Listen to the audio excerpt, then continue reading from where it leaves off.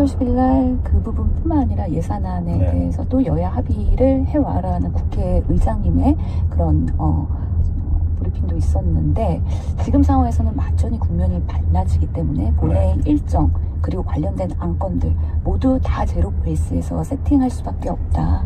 그래서 지금 어젯밤에 그 사건에 대해서 우선순위로 여야가 대응할 수밖에 없고, 각자의 입장들이 나오면서 아마 여러 가지 국회 스케줄이나 일정들이 완전히 바뀔 수도 있다는 생각이 듭니다. 예, 시간이 다 돼서 마무리 한 말씀 듣고 대담을 마쳐야 되겠습니다.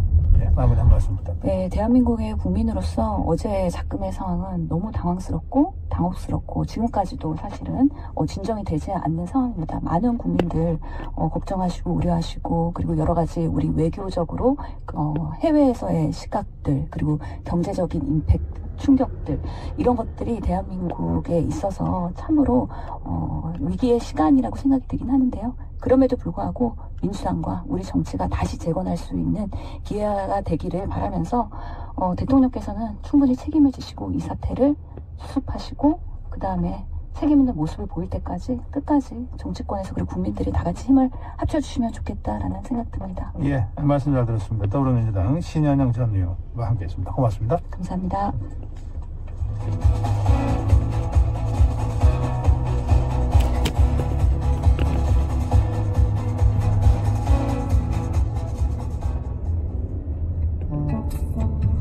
KBS 라디오 기후위기 대응 캠페인 지구를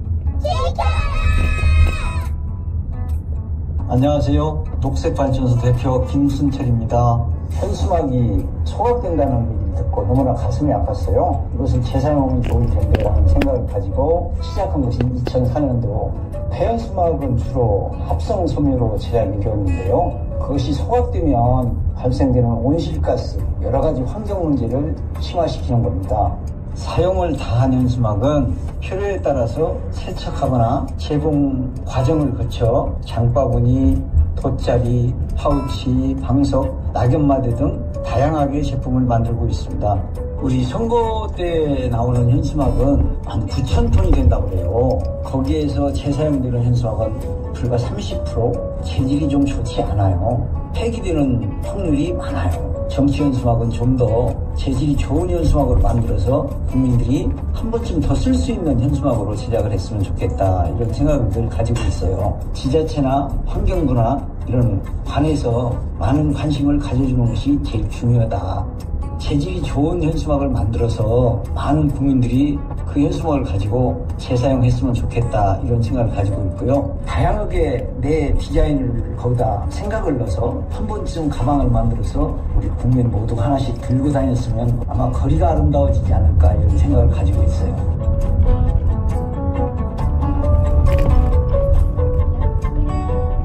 뜨거워지고 있는 지구.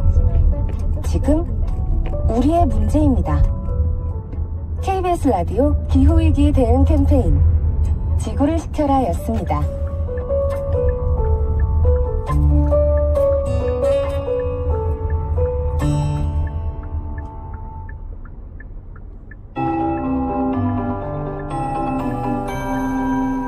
KBS 58분 날씨. 어제 아침보다 조금 더 추운 곳이 많습니다. 현재 기온이 서울 영하 0.5도, 대구 1.5도, 광주 2도 등으로 남부지방을 중심으로 어제 아침보다 2도에서 5도 정도 낮고요. 찬바람이 다소 강하게 불고 있어 체감 온도는 더 떨어져 있습니다. 경기 북부 내륙과 강원 내륙, 산지의 기온은 영하 5도 안팎을 보이고 있으니까요. 옷차림을 따뜻하게 하시기 바랍니다. 한낮에는 서울 4도, 대전 7도, 강릉 전주 8도, 부산 11도, 제주 12도 등을 보이며 어제보다 1, 2도 정도 낮겠습니다. 밤사이 충북 일부와 강원 산지, 남부지방 곳곳에 비나 눈이 조금 내려 도로가 미끄러운 곳이 있습니다. 교통안전에 주의하시기 바랍니다. 오늘 수도권과 강원도는 대체로 맑겠고요. 그 밖의 지역은 가끔 구름이 많이 끼겠습니다. 전북 서해안은 아침까지 비가 조금 더 내리겠고, 그 밖의 남부지방에는 빗방울이 떨어지거나 눈이 날리는 곳이 있겠습니다. 당분간 강원 영동과 경북 북동 산지에는 시속 55km 안팎의 강한 바람이 불 때가 있겠고요. 동해안은 대기가 매우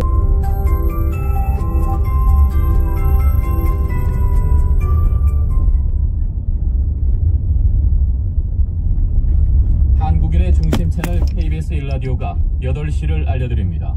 AM 891kHz, FM 103.7MHz, KBS 부산 제1라디오입니다. HLKB.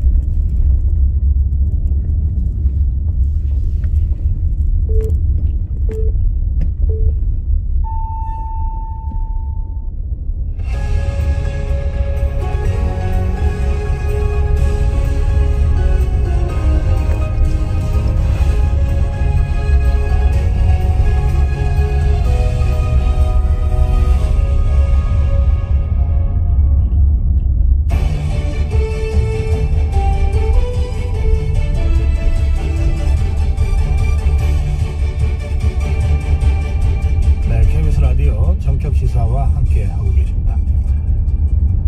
예, 매주 수요일은 강대강 토론이 있는 날인데 오늘은 이 정치 상황이 급박해서 긴급 토론으로 저희들이 준비했습니다.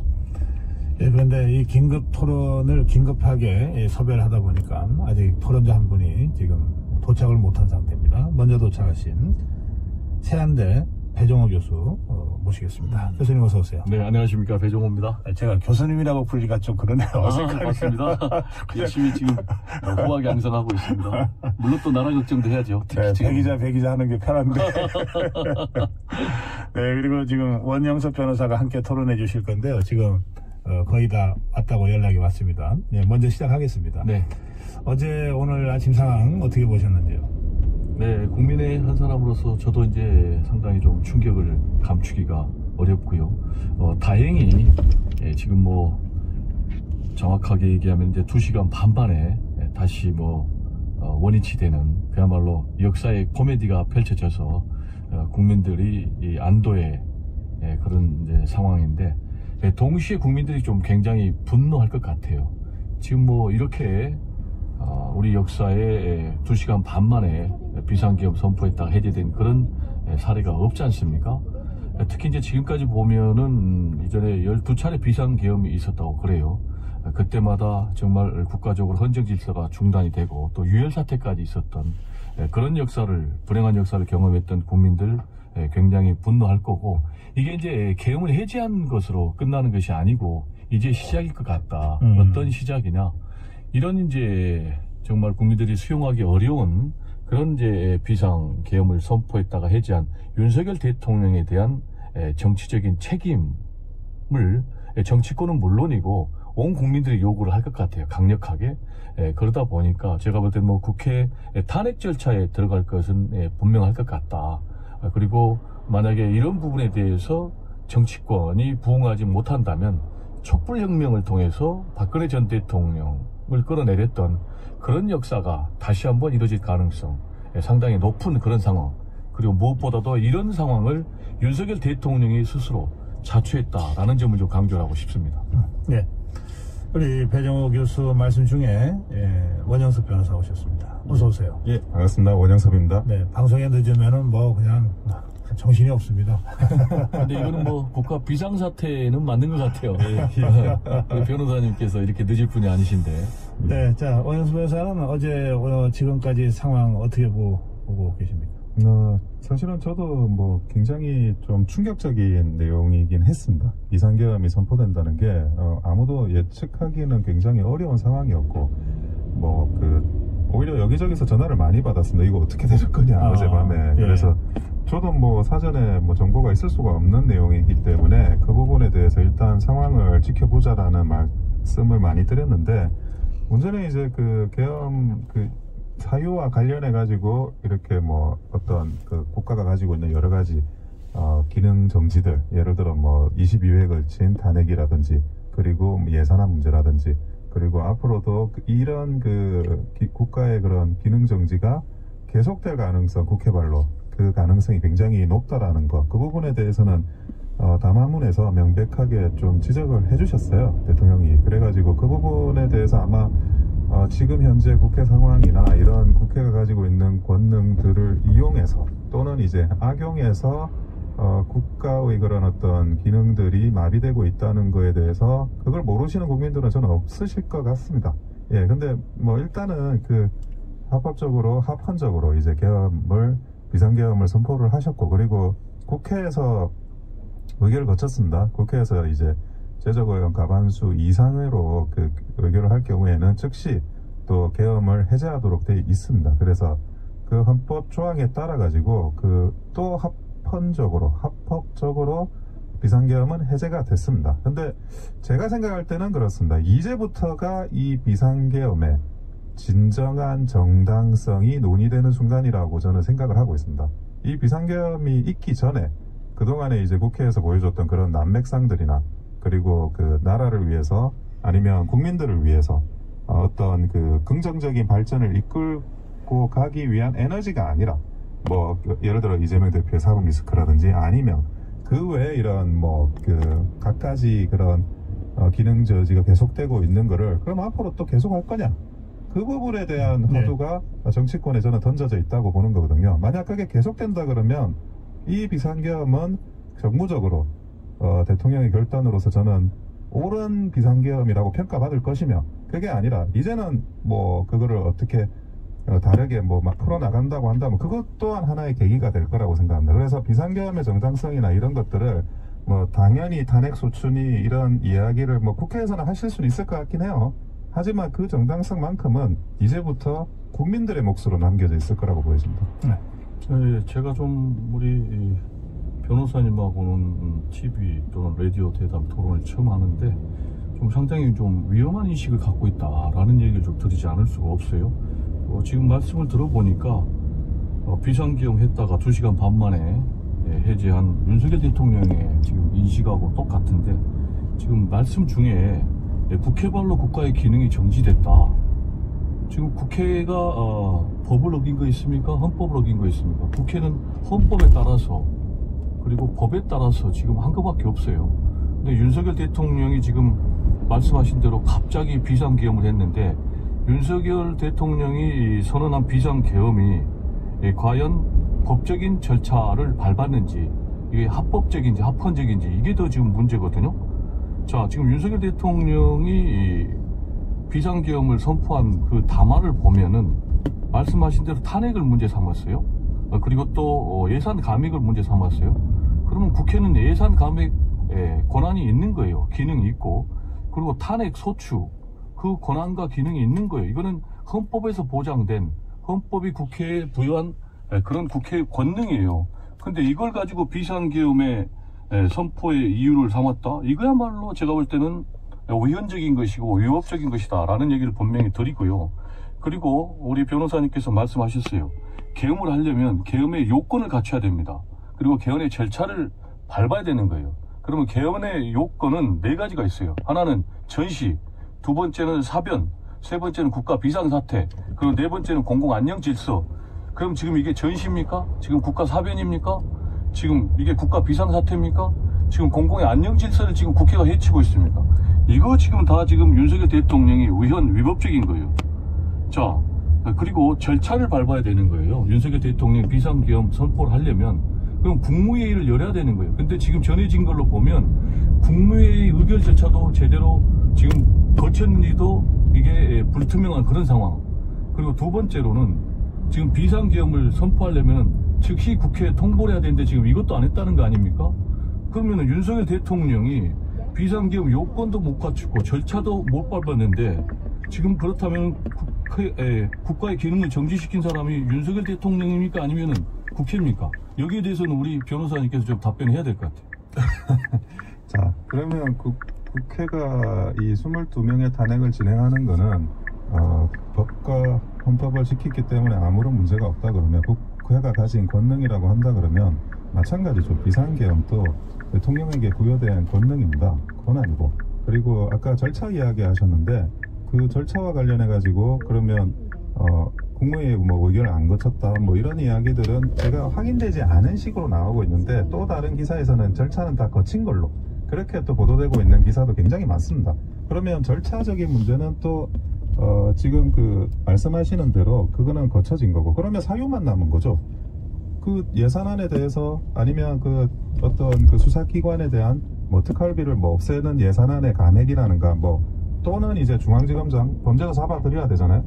그런 그 가장 중요한 업무를 하는 서울중앙지검장에 대한 탄핵을 지금 소추하고 의결을 하겠다? 이런 내용들 하나하나가 그게 그러면 국가 기능을 마비시키는 거 아닙니까? 방통위원장도 지금 그 직무가 정지돼 있고, 직무 정지된 사람이 한두 명이 아니고 감사원장을 직무 정지시키는 거는 또 무슨 사유로 적합해가지고 감사원장의 직무를 정지시키겠다는 건가요? 탄핵소추를 해서. 그러니까 그 사유 하나하나 국민들께서 납득할 수 있는 사유가 있었나요? 그런데 일단은 그 탄핵소추 해보고 하고 보는 거예요. 그러면 기능은 정지돼요. 그거는 뭐 어떻게 막을 수가 있는 게 아니니까 그 기능을 막고 국가 기능을 상실시키는 행위가 그게 공공의 안전과 질서와 관련해 가지고 아무 문제가 없다는 겁니까? 그 감사원장 일 안 해도 돼요? 아니 서울중앙지검장 일 안 해도 됩니까? 그 많은 사람들이, 그러면 그 공무원들이 원래 없었어야죠. 그 문재인 정부 때도 그 사람들은 아무것도 안 하고 그냥 뭐 새 것만 먹었으면 그냥 그만뒀었어야죠.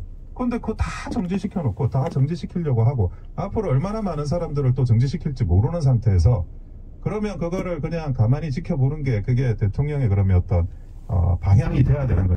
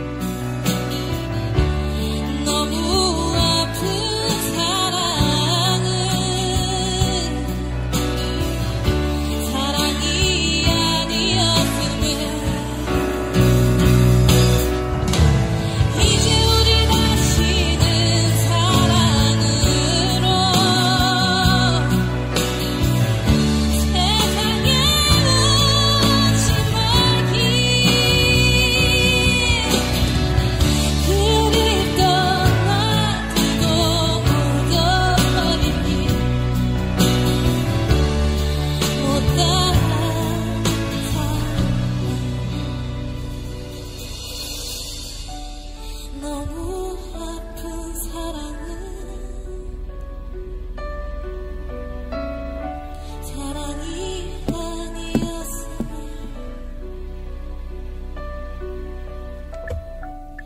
너무 아픈 사랑은 사랑이 아니었음을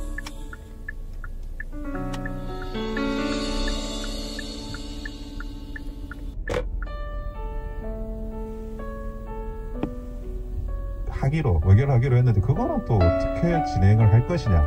지금 그 대통령께서 국민 남한문으로 발표한 거는 아니 이렇게 무분별한 탄핵으로 국가정지를 하는 이게 과연 정당한가를 화두를 던지셨는데 그럼 오늘 그걸 하는 거냐 안 하는 거냐 그 문제부터 네. 당면에서 풀어야 되고 민주당에서 요구하는 걸로 일단 대통령 탄핵이 더 중요한 국회이다.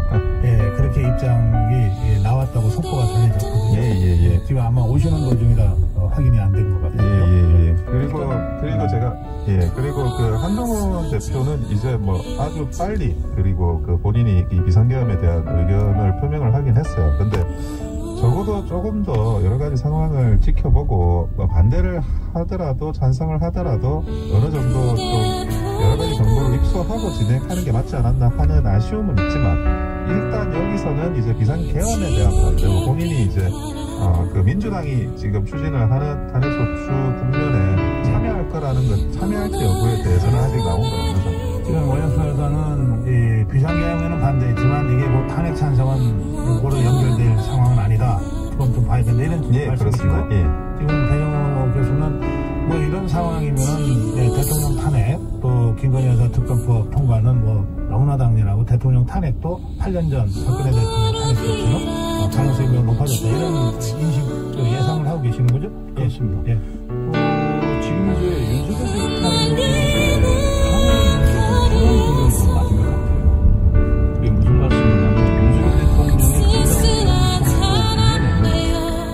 민주당에서 내심으로는 윤석열 대통령에 대한 탄핵을 상당히 원하고 있었지만 탄핵으로 바로 들어갈 경우에는 과연 국민 여론이 동조하겠는가라는 부분에 대해서 확신이 없었기 때문에 김건희 여사 특검법을 가지고 계속 압박하는 그리고 또 자진 하야를 요구하는 또는 뭐 임기 단축 개헌을 요구하는 이런 식의 이제 우회 전략을 선택을 했는데 지금 윤석열 대통령이 비상계엄을 선포했다가 해제하는 이런 상황이 발생하면서 이 부분에 대해서는 지금 법조계에서도 이거는 탄핵의